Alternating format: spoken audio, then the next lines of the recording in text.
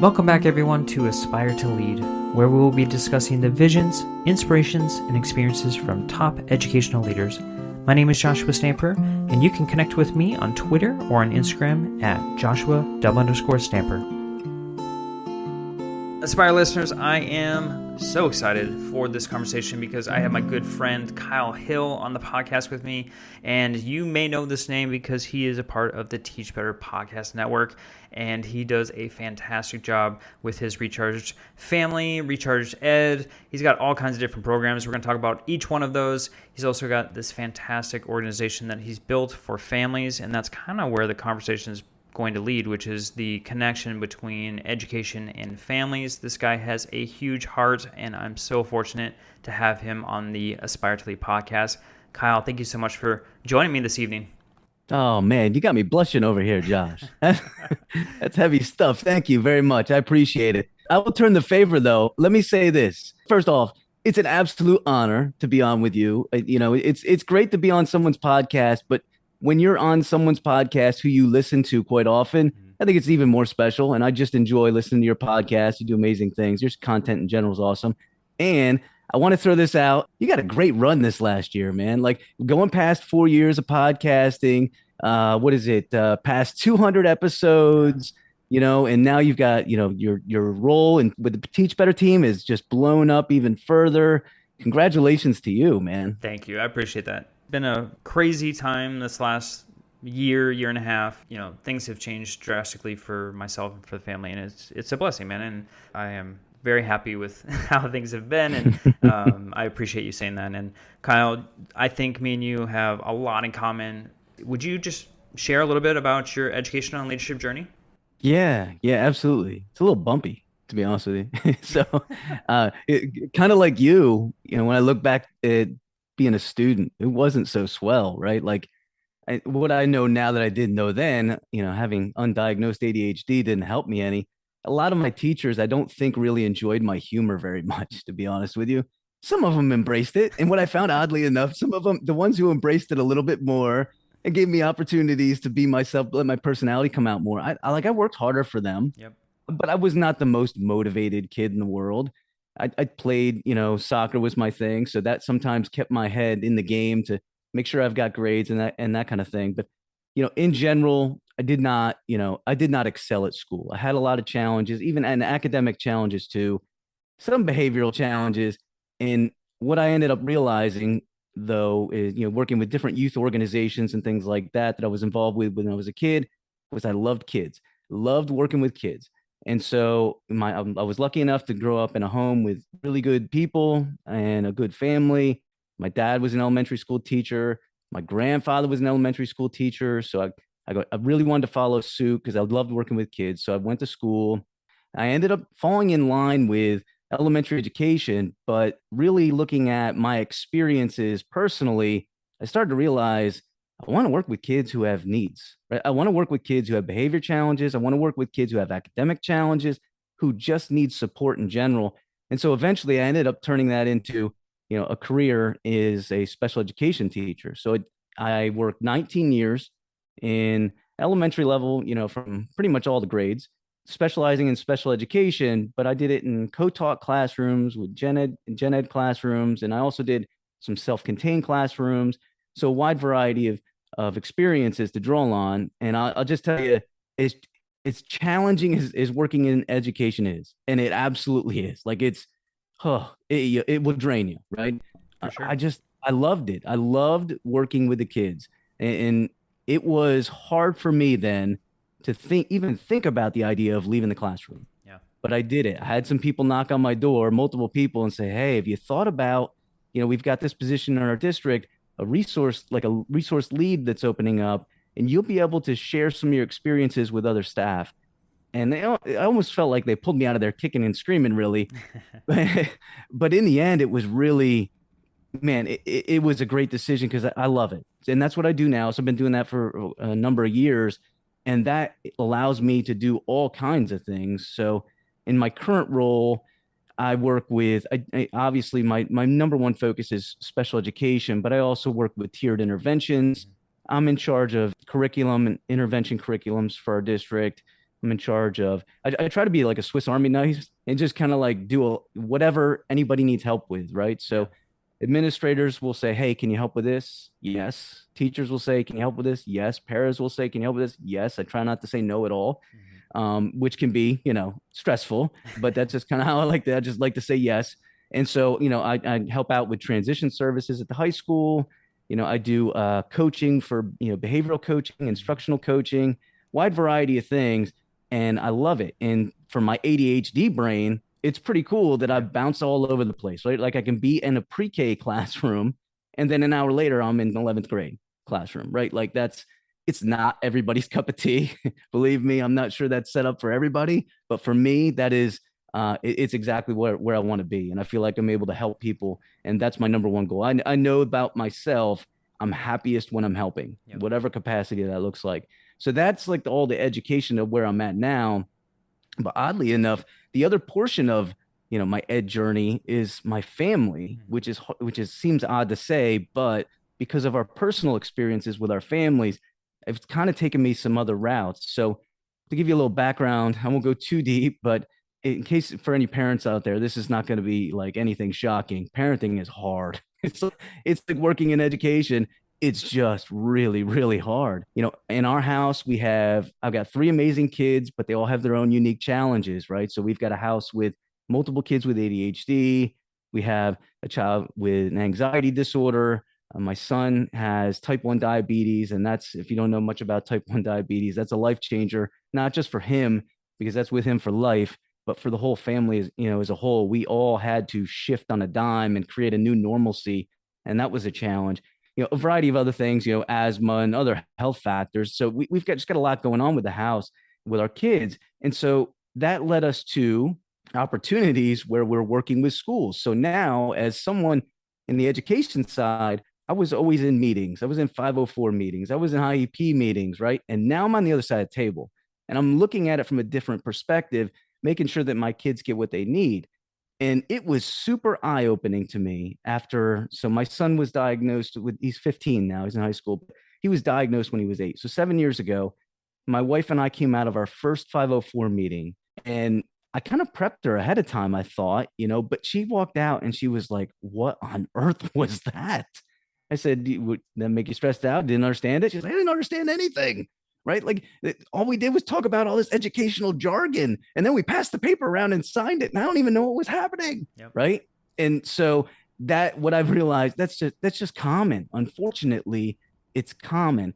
And in education, because what's the one thing educators don't have enough of? Time, Mhm. right? Some things get pushed to the side, and unfortunately, we end up trying to push through an IEP meeting or a 504 meeting, and really do the parents or the guardians, in some cases, when our kids get older and the students who can advocate for themselves and Yep. they're in the meetings too, Yep. do they really understand what's going on? And Right. that's led me into a lot of the work that I'm trying to work through now, and with the Recharge family, where I'm trying to create like a team between the home and the family. So now I work with educators and I also work with families and try to, the same kinds of things that I share with educators, I also share with families just from the other side. I try to picture things as, can we make a world where there's not friction Yep. between the home and school, where we're working together, and the number one goal is, can we help the kid, right? Like that's the number one goal. We come together so that we can support the child who needs the most support. And to be honest with you, right now we've got so many kids who need so much support, whether it's behavior, whether it's academics, social emotional kinds of learning, and mental health, and the list goes on and on. There's just a lot that kids have to go through. So it's kind of odd, but it's taken two passions, and I've been for a couple of years and trying to figure out, like, how do I blend them, right? Mhm. How do I blend them? And I think this is the path that I've headed on in the last few months, and I'm really enjoying the work. So I'm hoping to continue on with it.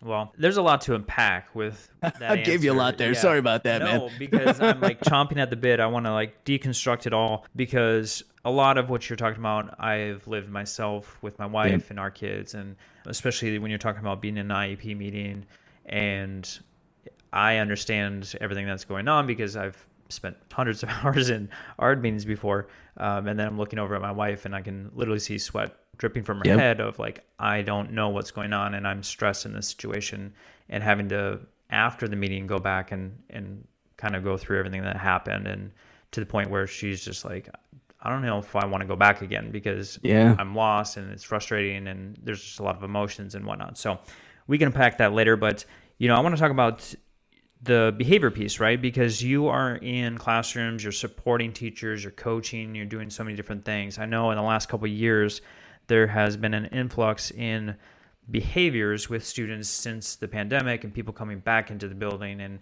I know a lot of teachers potentially finding some struggles at the beginning of the school year. So what are some things that you might be able to provide for maybe a child that has an IEP that might be a strategy that would be successful in the classroom? I know that's a pretty broad question because there's so many different spectrums of a child and, Yep. and their needs. But if you could just provide, some that you have found to be successful, I think that'd be extremely helpful for the listeners.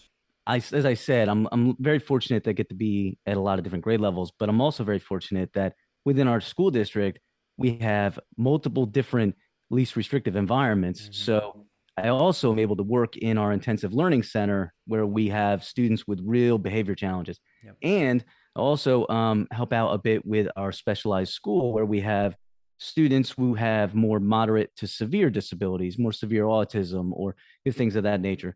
So I've learned a ton from so many people. And, what I know now looking back is I think, man, I wish I really knew that when I was in the classroom, right? Like, oh, I Yep. wish I knew that piece. So one thing I always share, and I do a lot of work, one of the other parts that I love, probably my favorite part of my job, besides getting in and still figuring out how to help kids, is working with new teachers. So I get is like portion of myself and a couple of us are the lead mentors for the district. And so the one thing I share with all of them from the jump is when we talk about behavior management, there's really it's twofold. There's one, classroom management and how we structure and set up routines and what are how we're going to go about managing our classroom, right? But from my end, what I'm looking at, especially coming from a special education lens, is what we're doing for the individual kid.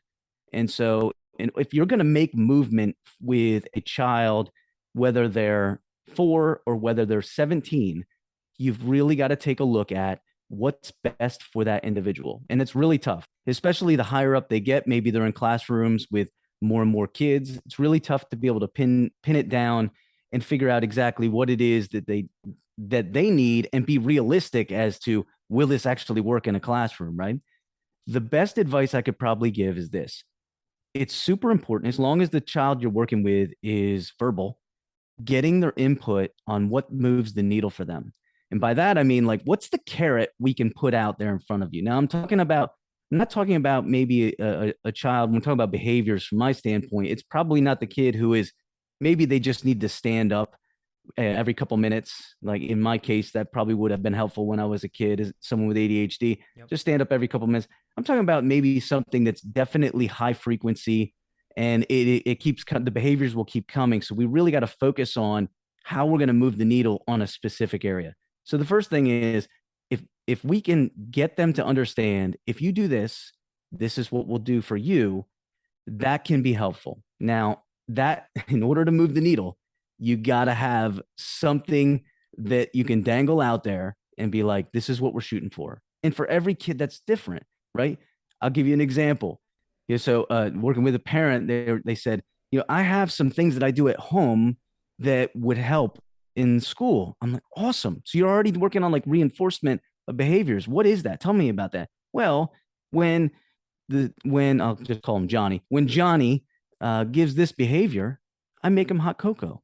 I'm like, okay, that's workable, maybe, depending on the frequency that we're reinforcing here, right? Like, so if I'm Right. going to try to set up a reinforcement plan for Johnny, if I have to reward him every time he raises his hand, and I know he's raising his hand 10, 15, 20 times a day, I'm not running out to make him hot cocoa 10, 15 times a day. Right. So let's be realistic about it. That might be something we put down the line. Like he meets the parameters throughout this week and he gets that at the end of the week. So the first thing I would share with you, Josh, is that it's important to know we have to really kind of take the mindset of, instead of chirping at kids about, you can't do this, you can't do that, you can't do that, we got to set a parameter where maybe we can reinforce. And if it's to be honest with you, not every kid needs like specific reinforcements as far as like break out a sticker chart. Sometimes we just got to ramp the praise up. And to be honest with you, I don't care if you're 5 or if you're 55, everybody likes a pat on the back, right? Your boss tells you at work, "Oh, I love what you did with this." What does that do? That tells me I want to do it again because he Right. liked it or she liked it, right? Yep. Kids are no different. So ramping up the praise is a big piece. You can't praise kids enough, right? And if you can spot them and you have, I always call it like have big eyes. If I can see what it is that we're working towards and they do it, I got to have big eyes and see it, and I got to acknowledge it because that's going to keep moving the needle forward. If I don't, at some point they're going to be like, well, they just never even know I'm trying, and they just don't even see me. Those are just a couple pieces. I mean, I can go on and on for hours about behavior support, I bet. but just in general, if we're going to move the needle with kids who have behavior challenges, you got to look at it from an individual basis. Think about how you can build up praise and ask yourself, is it warranted that we need to do some more kind of reinforcement? Because you will get plenty of teachers who might say, well, they're just supposed to do this. Like this is the behavior they're supposed to do. Yes, but behavior is like reading. Yep. It's like math. You've got to build it. You don't just become, an amazing reader overnight. Kids who are struggling with behavior, they don't just become awesome and fall into line with your behavior overnight. Yep. It's got to be built some way, especially our kids with more behavior, more challenging behaviors that we're working with in the classroom. And to be honest with you, you're spot on. The behaviors are just off the chart across the country. It's not just across the country, it's worldwide. Yeah. It's a real epidemic. You're coming through everything we've been through in the last few years. Yep. There's just a lot of things that are going on, and it's very taxing on all the individuals in the classroom who are working with kids. For sure. And there's a lot of factors there, and we won't go into that. But like you said, it needs to be reinforced not only in the classroom and school, but at home also. And I love what you're trying to do. Your charge here is connecting home and schools. And so by that, I want to know kind of what you're doing to help families as far as understanding and getting the knowledge of what the education world is all about, but then also what are some resources that you're able to provide them? Yeah. So what I do is I have the Recharge Family, which is like the organization, and underneath that, I just try to give content and resources for parents and educators, and all in a hope that we can support kids who need it, who are struggling in some capacity, right? So, the Exhausted Educators show, which is part of our Teach Better podcast network, that's really looking at how we can recharge the educational battery of all the educators who might be struggling out there. And we've had a lot of we've had a lot of episodes on behavior because we know you're struggling with that, right? So that is in my mind, like that's filtering down. If we can give you a little bit of that, it's filtering down so you can help support kids. From the family side, still in the Recharged Family, I've started to work on for the last couple months, putting out more content that I'm hoping will resonate with more families because there's a variety of things that they don't know, so much that they don't know. And you talked about your experience kind of sitting in on a meeting and your wife might not have any idea what's going on. She doesn't know the jargon. Yep. It's really challenging. An example I'll give you is like tiered intervention supports, right? So maybe you have a child who they've been tier one, the basic supports, and we're moving them to tier two. Are we talking to the family about that? We just doing it. Are we actually telling them what that means? What's the difference here? So a lot of what I talk on, whether my podcast or I also started to create more content on our YouTube channel, Recharge Family YouTube channel, is that trying to get parents to understand you can do a little bit of work to prepare yourself and educators can do a little bit of work to help prepare you. And I think it all kind of falls into maybe 4 categories. So first thing from an education standpoint, connections. What are we doing to connect with that individual family? Easier said than done, but just sending an email out like, hey, we got an IEP meeting coming up. I know your child was just identified, but you'll figure it out when you get here. I don't know if that's the best approach, right? No, not at all. Right. So and then again, as I said before, the same things I tell educators, I also share with families. So the other part of what I do, which I'm excited about, is I meet with families individually. Just jump like you and I are doing. We jump on a Zoom Yep. and they share with me any questions about education they have. And it might be, tell me about what's a parent teacher conference. I've never had that before, to Can you tell me what transition services are? Or can you tell me about outside related services? Because I'd love to get my kid into counseling, but I called here, and I called here, and I can't get in, which is a legit issue. For And, sure. as someone who has also had to reach out to a wide variety of, people and organizations to get help for my kids, in some cases, it feels like you're kicking doors down just to get what you need. Yep. It's just not easy. And so what happens is if you aren't really driven, you might back off a little bit, and then your kids don't get what they need, unfortunately. So the importance of getting parents connected with individuals and hopefully within your school system, even if it's one person, it's a counselor, somebody who can provide them with a personal connection. And hopefully they're part of like these meetings. If it's a 504 meeting, here's an example. And so sometimes I get called into meetings just to share like what are some resources we have in our district, or can you talk about how we can help what we can do to help this child with dyslexia, whatever it is. I was in an IEP meeting and I happened to know the guy, and he came in and he leaned down to me, and we had, I think, 10 people in this IEP meeting. He'd never been in one before. He leaned down to me and he said, "This is like a congressional hearing." And he's right. Yeah, You've totally. never been in this situation before, and we've not prepped you. And you're like, what on earth? This makes people want to run for the hills, Yep. right? So the importance of having somebody you feel connected with can be very helpful, though. And hopefully that moves into the other portions that I talk about with both educators and families is communication. And are we getting the communication flowing back and forth as far as, what they need to know, but can we share it with them beforehand? Mm-hmm. So, here's one thing that a lot of school districts will do. It's very helpful. They'll send an IEP draft home like a week in advance. Yep. Awesome. The question is, do the parents even know what they're looking at? Do they know? They take a look, they open this IEP or the 504 plan, whatever, in advance. The idea of having a draft go home early is great, but do they even know what they're looking at? So is it possible to open up a line of communication where somebody can say, hey, just to give you a little bit of information, this is kind of what we have here, just so they know ahead of time. I know you have a coaching background, as do I. I coached 13 years at the high school as a soccer coach, before having twins, and that will change your life. That'll change your life in a heartbeat. So I'll tell you what, it forced me to make sure I had my priorities straight, right? My family's always number one. Yep. But the one thing I always would tell players, whether it was the boys team I was coaching or the girls, is that proper preparation gives you a better chance to succeed. Doesn't mean you're always going to succeed. Doesn't mean you're always going to win the game. Gives you a better chance. I take the same information, I share that with families. Going into a meeting, if you do a little bit of preparation so you know what you're headed into, you have a better chance of feeling more comfortable. You're more likely to interact during that meeting, and you're feeling more comfortable enough, hopefully, to be a part of that team, whatever that is.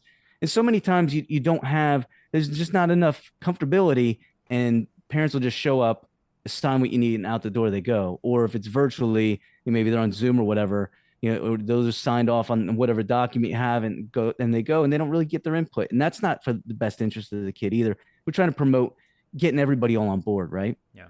And that leads into knowledge. So what's the knowledge that we're sharing with them? So are we just giving them an IEP? Are we just giving them a 504? Are we just telling them, hey, I want you to know your child's in tiered interventions? Do they know what that means? Do they know that eventually they could move to the next tier? And what would that mean? Do they even know? We talk about tiered interventions. It's not like the magic funnel to special education land, right? It shouldn't be that way. Right. It shouldn't be that way. Do they know that, right? Like, so a lot of times parents will come in, maybe they'll meet with a teacher and say, well, we're gonna give your child a little bit more support. And that's not a bad thing. But from a parent, that's a tough pill to swallow, to find out that your child has a struggle in some capacity, right? That's tough to work through. But to layer it in so that you really lay out for them what that means, Yep. what are the next steps, and who knows, maybe we move your child to tier 2, and this is exactly what they need, and then maybe we can fade those supports away and we pull back to tier 1. Or if they need more support, maybe eventually after a little while we will move on to the next level. But I think a lot of times, and it's not anybody's fault, Josh. It's the system that we're in. There's not Yeah. enough time for everything, Yeah. you know, and so it's a real challenge, and that's why a lot of what I do is I think in terms of what's tugging at my heart, right? What's tugging at my heart, and what on earth can I do to help? So what was tugging at my heart during the pandemic? I was feeling horrible for all the educators Mhm. who were just doing everything they could, but not getting enough praise, in my opinion. And that's why I ended up starting the podcast. I feel like we need to celebrate your work more. And then the other part is kind of been tugging at my heart from a family side. Like, what can I do to help parents so that they're feeling more comfortable in these situations? So, like, if they go on to my Parents Recharge podcast, it's informational. It's different. It's solo. It's entirely different than the Exhausted Educators. It's just me talking about, hey, here's a 504. This is what involves with a 504. And I'll try to sprinkle in like a bizarre story that I've gone through. A lot Sure. of times, like I'll share something I struggled with that might be funny because I want to give a little bit of entertainment too, in some of the episodes at least. But I just want to give them information. Same thing with some of the things we're trying to move towards in our YouTube channel.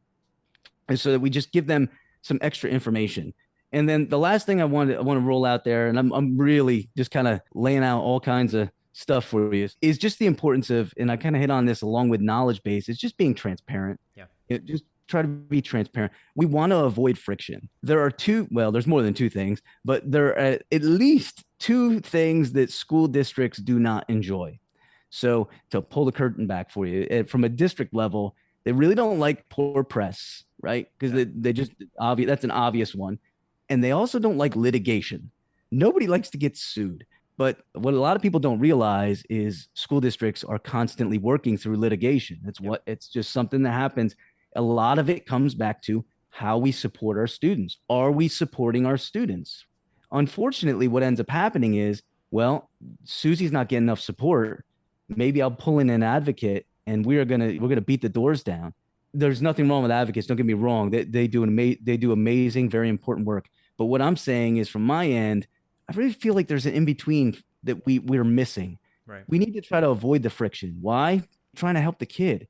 Teachers are human. If they sit in a meeting and the parents are creating a lot of friction because they want this, and the schools are like, I'm not sure we can do that, the teacher might take back. Hopefully, they don't take it out on the kid, but they are human too, right? Like, and so that might not always come off easily. Mhm. So, is there a better way to work with families? Yeah, it's transparency, trying to be open with them as much as you can about whatever it is that we have them in and whatever supports we can provide. And from my end, when I work with families, I say the same thing. Be realistic, right? Be realistic. You want all of these things for your child. And I get it. We want to give them the moon, right? But that's going to be nearly impossible to give your child all of those supports within that setting, right? Like, so I just kind of feel like there's a happy medium in there somewhere, and we just all have to do a little bit better job of trying to reach it. No, I couldn't agree more. And I love all the different resources. And you provided quite a bit, especially I'm thinking of my own experience. I remember a parent coming in to an ARD meeting, and it was the same deal, right? There was 10 people at the table. And I've had multiple conversations one-on-one with this parent. It went really well. Then it goes to the meeting, totally different person, very Mm-hmm. quiet, reserved, almost deer in the headlights. Yep. And afterwards, I invited the parent into my office and we had a conversation. And I was even getting that vibe in my own office. And so I was like, "Wait, what's up?" They were like, "Well, that last meeting was really intimidating. And I didn't know how to act. I didn't know what was going on. And then also being in your office, in the principal's office, is really intimidating." Mm-hmm. I Yeah, was I like, was there when I was a kid. I didn't like yeah, it that's then. exactly what they said. And I was like, "Okay, let's get up." And we went outside because I was like, we're going to find a neutral space because you obviously were uncomfortable for a very long time and this is not being productive. So, we were able to like learn kind of how to move forward. If maybe we didn't need all 10 people, right? They weren't necessary to move forward. So why do we have 10 people in the meeting? That was something we learned. And thankfully that parent was honest and transparent to us about their emotions, their feelings, so we can make those changes. And unfortunately, not everyone feels comfortable enough to do that. But we have to be mindful of it as educators to make sure that we're creating a space and an environment that's not going to be overwhelming for our parents when they're probably already concerned and stressed coming into the meeting to begin with. Yep, I agree. it's a tough spot to be in. And it is interesting sitting on the other side of the table, For right? sure. Like it's different. And like I said, listening to my wife, and now mind you, my wife is the brains of our operation. There is Mine too. no denying that, right? Like I will never deny that. She is the brains. She's the organizational system. For Something sure. happens to her, the house will crumble, Yep. right? Like there is no doubt about that. And so when she's telling me how a meeting makes her feel, even though I've tried to prep her for that, at least in some capacity, it makes me concerned. And I think about how many families you come in with zero knowledge into these meetings, right? And like you said, it's intimidating. I don't have a knowledge base to even know what's going on. So I'm going to react a couple different ways. I'm going to bolt, or maybe I'll stick it out. I won't say anything. I'll sign whatever you've got, but I'm not coming back again.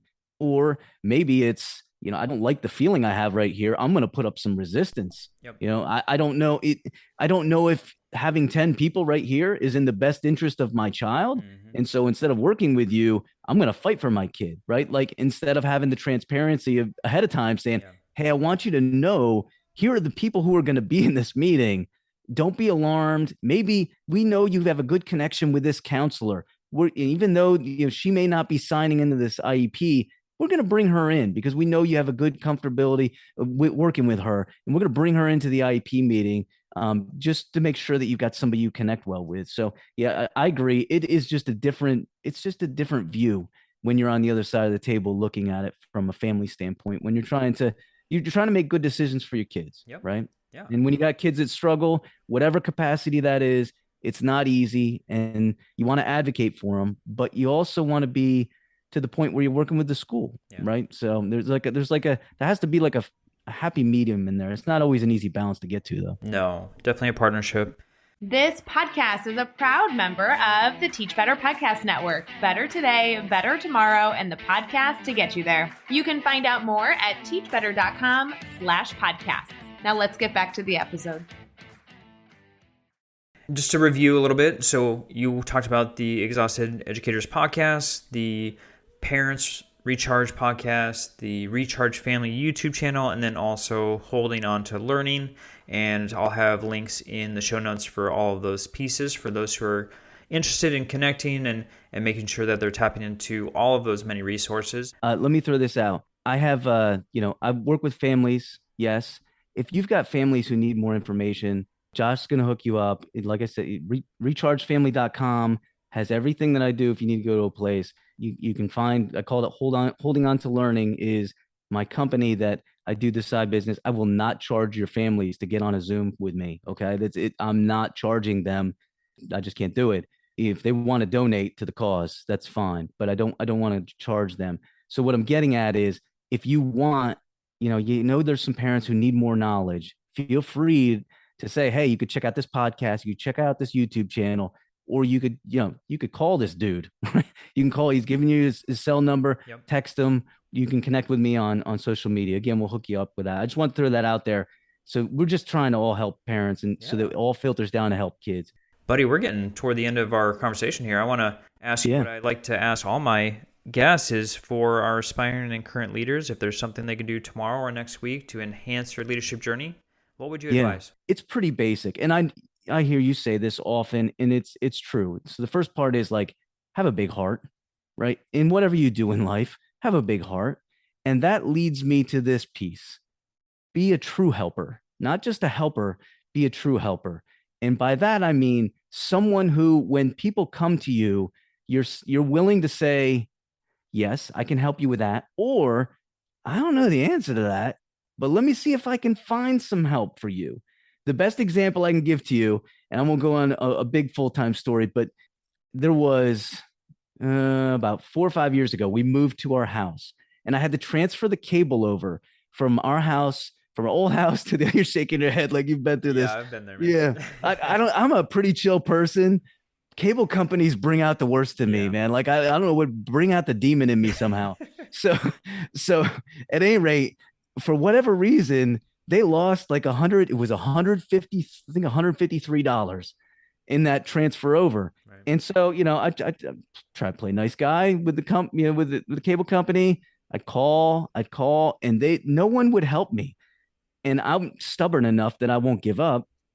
I called over the next few months 32 times. That number will always stick with me. 32 times I tried. And it was really came down to, I don't think they even cared about helping me. Like they might have said, oh yeah, hold on a second. Let me look in the system.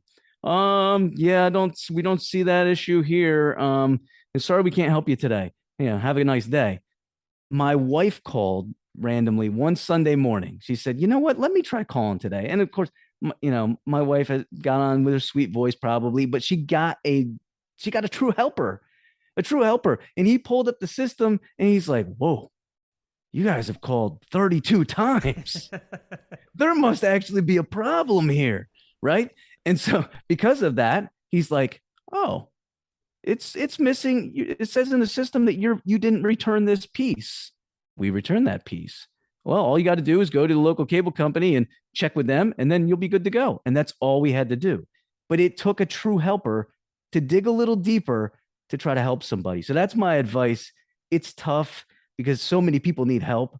But if you could just pause for a minute and go deeper, and if you don't have the answers, I will gladly say, the only thing I know is a good chunk of the time I don't know. Right. So, but if you come to me with a question, I'll try not to say no. I'll try to say, let me see if I can find something for you. And so I just think that's helpful for any leader, regardless of what position you're in, whether it's just, working with kids and roll up your sleeves, working with kids, or supporting your staff or whatever, even beyond education in general, just trying to be a true helper.